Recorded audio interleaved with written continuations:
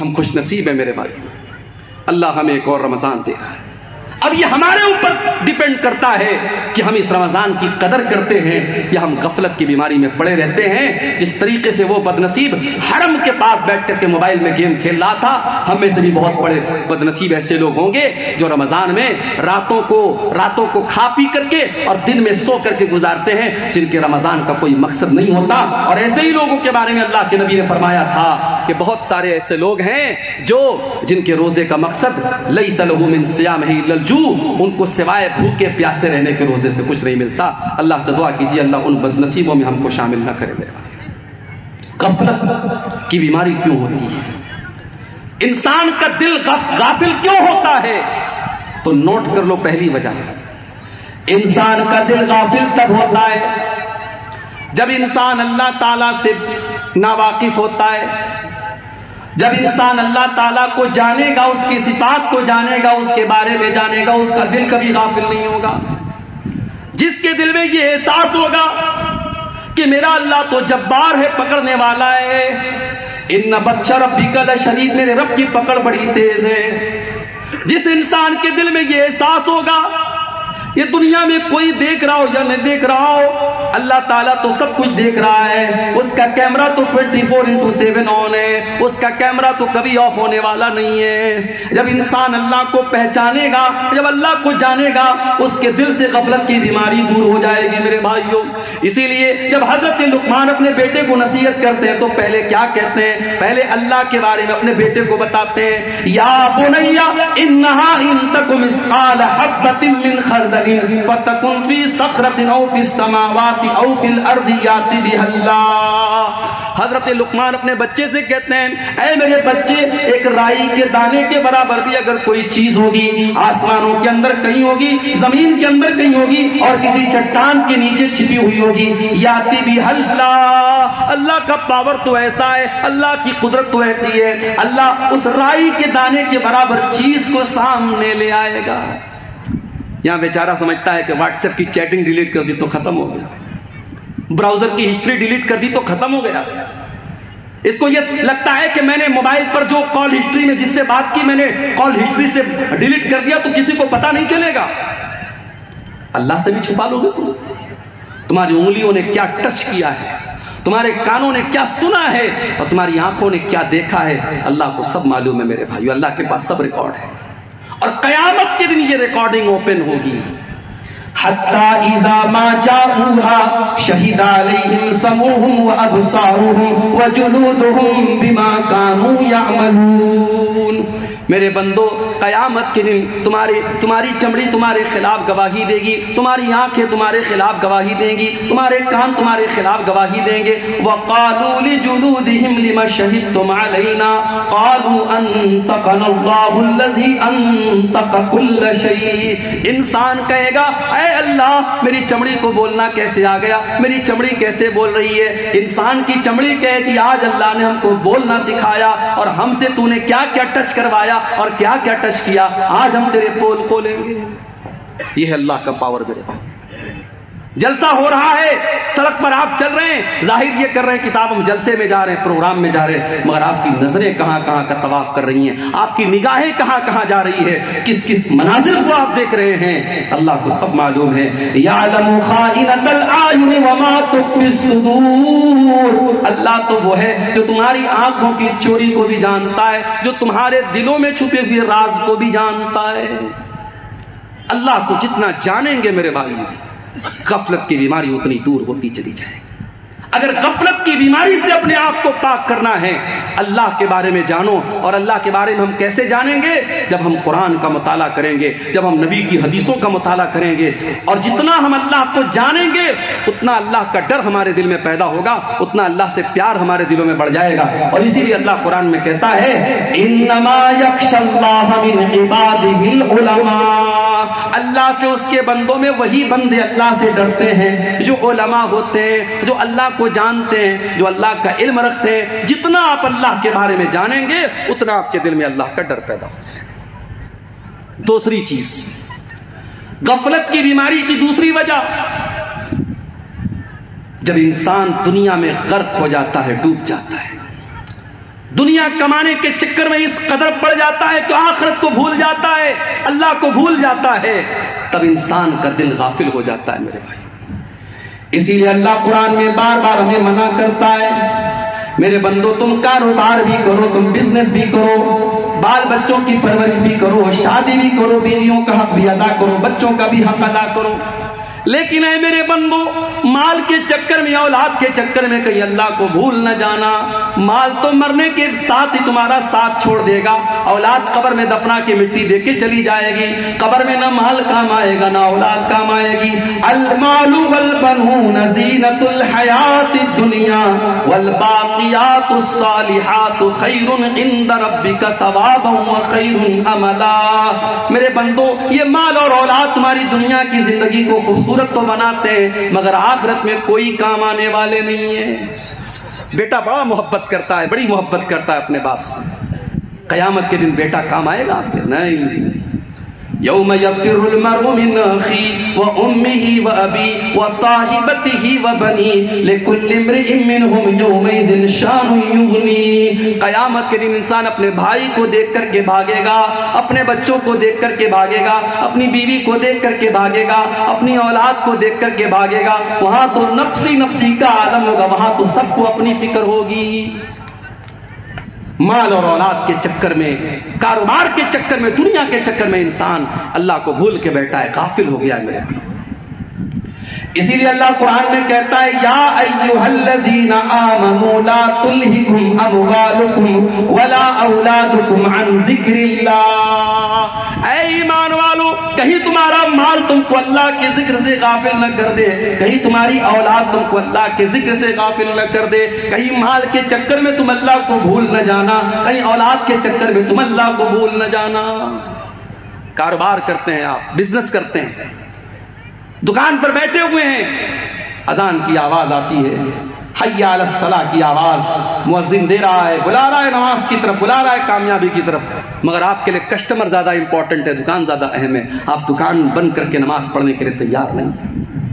اللہ قرآن میں کہتا ہے میرے بندو رجال لا تلہیہم تجارت ولا بیع عن ذکر اللہ۔ اے میرے بندو، میرے سچے بندے تو وہ ہیں، میرے مومن بندے تو وہ ہیں، وہ کاروبار بھی کرتے ہیں، وہ بزنس بھی کرتے ہیں، وہ دنیا میں بہت بڑا بڑا کاروبار کرتے ہیں، مگر ان کا کاروبار ان کو کبھی نماز سے غافل نہیں کرتا، کبھی اللہ کے ذکر سے غافل نہیں کرتا۔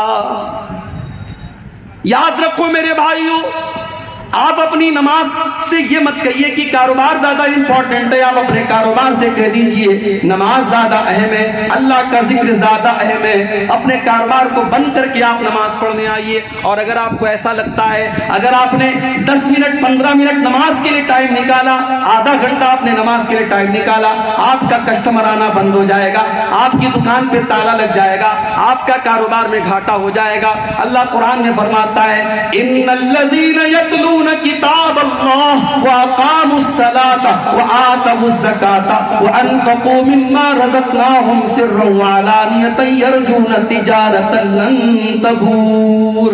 میرے جو بندے قرآن پڑھتے ہیں، میرے جو بندے نماز قائم کرتے ہیں، میرے جو بندے زکوٰۃ دیتے ہیں، ان کے کاروبار میں کبھی گھاٹا ہونے والا نہیں ہے، وہ ایسا کاروبار کر رہے ہیں جس کاروبار میں کبھی نقصان ہونے والا نہیں ہے۔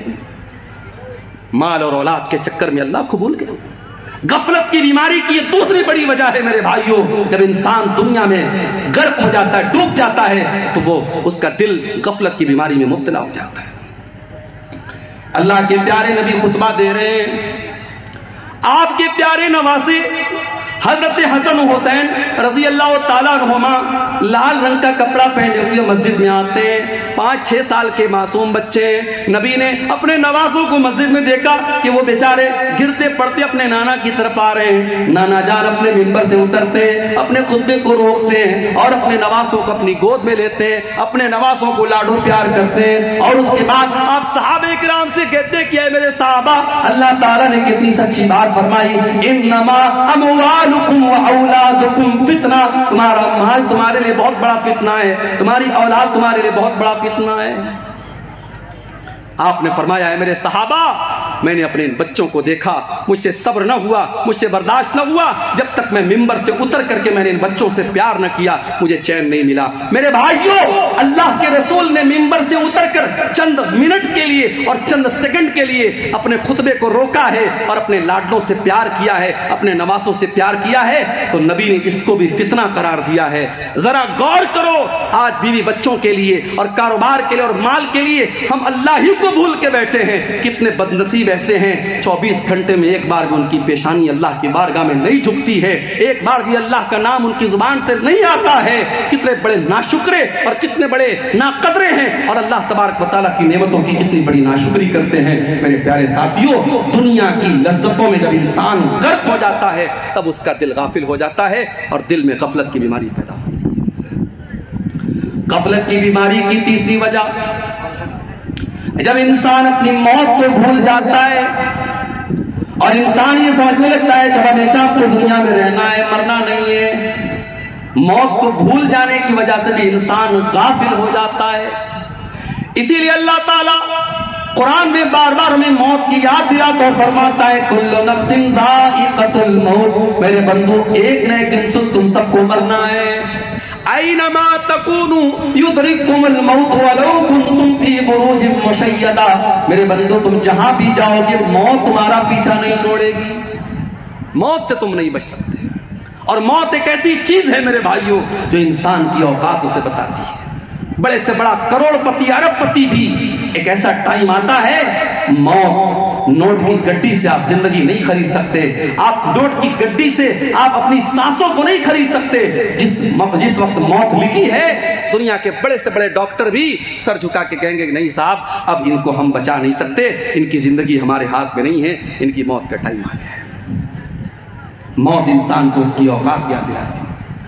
اسی لیے اللہ تعالیٰ قرآن میں فرماتا ہے فَلَوْلَا إِذَا بَلَغَتِ الْحُلْقُومَ وَأَنْتُمْ حِينَئِذٍ تَنْظُرُونَ، میرے بندو ذرا وہ ٹائم یاد کرو جب انسان کی موت کا ٹائم آتا ہے اور انسان کی جان اس کی حلق تک پہنچ جاتی ہے اور تم مرنے والے کو اپنی آنکھوں سے دیکھ رہے ہو۔ فَلَوْلَا إِن كُنْتُمْ غَيْرَ مَدِينِينَ تَرْجِعُونَهَا إِن كُنْتُمْ صَادِقِينَ، میرے بندو اگر تمہیں ایسا لگتا ہے تمہارے اوپر کوئی طاقت نہیں ہے، تمہارے اوپر کوئی پاور نہیں ہے، کسی اللہ نے تم کو پیدا نہیں کیا، اگر تم کو ایسا لگتا ہے ذرا مرنے والے کو موت سے بچا کے دکھا دو، ذرا اس کی روح کو واپس لوٹا کے دکھا دو، ذرا اس کی جان کو دوبارہ اس کے اندر ڈال کے دکھا دو، نہیں کر سکتے میرے بھائیو ہم۔ اس لیے موت کو یاد کرنے کا حکم دیا گیا۔ اللہ کے نبی فرماتے ہیں اکثروا ذکر ہادم اللذات، لذتوں کو توڑ دینے والی چیز موت کو یاد کیا کرو۔ عثمان غنی کو دیکھو میرے بھائیو، عثمان غنی جب کسی قبرستان کے پاس سے گزرا کرتے تھے، کسی قبر کو دیکھا کرتے تھے، زار و قطار ہونے لگتے تھے۔ پوچھنے والوں نے پوچھا کہ اے عثمان غنی، جنت کی بات آتی ہے آپ روتے نہیں ہیں، جہنم کی بات آتی ہے آپ روتے نہیں ہیں، لیکن قبر کو دیکھ کر کے آپ رونے لگتے ہیں۔ عثمان غنی کہتے ہیں او لوگوں، میں نے اپنے پیارے نبی کو یہ فرماتے ہوئے سنا ہے ان القبر اول منزل من منازل الاخرہ، بے شک یہ قبر آخرت کی پہلی منزل ہے، جس نے اس منزل کو پار کر لیا اس کے لیے آگے کی منزلیں آسان ہیں۔ موت کو یاد کیا کرو میرے بھائی۔ ایک بھائی مجھ سے پوچھنے لگے مولوی صاحب مزاروں پہ جانا کیسا ہے، بمبئی میں حاجی علی کی درگاہ پہ جانا کیسا ہے، اجمیر میں خواجہ معین الدین چشتی اجمیری کی درگاہ پہ جانا کیسا ہے، مزاروں پہ جانا کیسا ہے؟ میں نے کہا بھائی قبرستان جانے کی اجازت اس لیے دی گئی ہے تاکہ وہاں موت یاد آئے، اور معاف کرنا مزاروں پہ جا کے موت یاد نہیں آئے گی۔ جہاں عورتوں کا جمگھٹ لگا ہو، جہاں پھول اور مالائیں بک رہی ہوں، جہاں قبروں پر چادریں چل رہی ہوں، اور جہاں شرک ہو رہا ہو، بدعت ہو رہی ہو، خرافات ہو رہی ہو، وہاں پر موت کبھی یاد نہیں آتی۔ اس لیے ایسے شرکی اڈوں پر جانا بھی ایک مسلمان کو سوٹ نہیں کرتا ہے، ایک موحد کو سوٹ نہیں کرتا ہے، نہیں جانا چاہیے میرے بھائیوں۔ ہاں عام قبرستان میں آپ جائیے، کبھی اللہ آپ کو توفیق دے آپ مدینہ منورہ کی جب آپ زیارت کریں گے، جب آپ مدینہ جائیں گے، ایک طرف نبی کی مسجد ہے اور دوسری طرف بقیع کا قبرستان ہے، اور اس بقیع کے قبرستان میں 10,000 سے زیادہ صحابہ کرام کی قبریں ہیں۔ ان سے بڑا ولی کون ہے، ان سے بڑا اللہ کا نیک بندہ کون ہے؟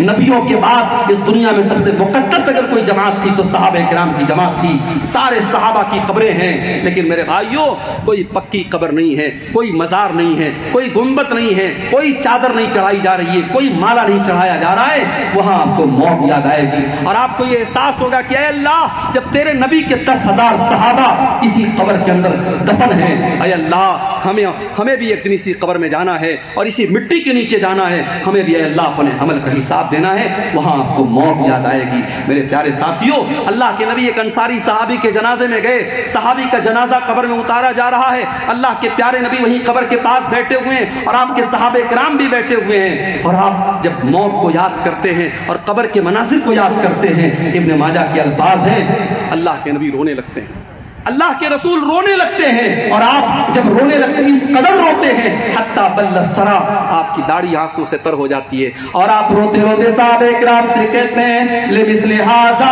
فاعدوا یا اخوانی، اے میرے بھائیو، اے میرے صحابہ، اس قبر کی تیاری کرو، یہاں تم سب کو آنا ہے، اس قبر میں تم کو دفن ہونا ہے، یہاں تم سب کو آنا ہے اور اپنے اپنے عمل کا حساب دینا ہے، اس لیے اے میرے صحابہ تم یہاں کی تیاری کرو۔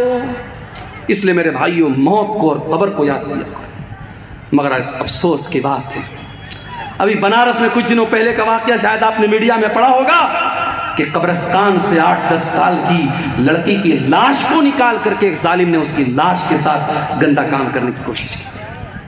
قبرستان میں بیٹھ کر کے لوگ چرس اور گانجا پی رہے ہیں اور جوا کھیلنے والے جوا کھیل رہے ہیں اور موبائل پر گندی ویڈیو دیکھنے والے قبرستان پر بیٹھ کر کے ویڈیو دیکھ رہے ہیں۔ یہ ہماری غفلت کی انتہا ہے اور یہ ہماری دل کی سختی کا عالم ہے۔ میرے پیارے ساتھیوں، جب انسان موت کو یاد کرتا ہے تب اس کے دل کو اللہ تعالیٰ نرم کرتا ہے اور اس کے دل سے غفلت دور ہوتی ہے۔ اور آگے بڑھیے، غفلت کی بیماری کی ایک اور وجہ ہے، اور وہ وجہ ہے برے لوگوں کی سنگت۔ جب آپ برے لوگوں کے ساتھ رہیں گے، گندے لوگوں کے ساتھ رہیں گے، دھیرے دھیرے آپ کے اوپر بھی ان کا اثر پڑے گا۔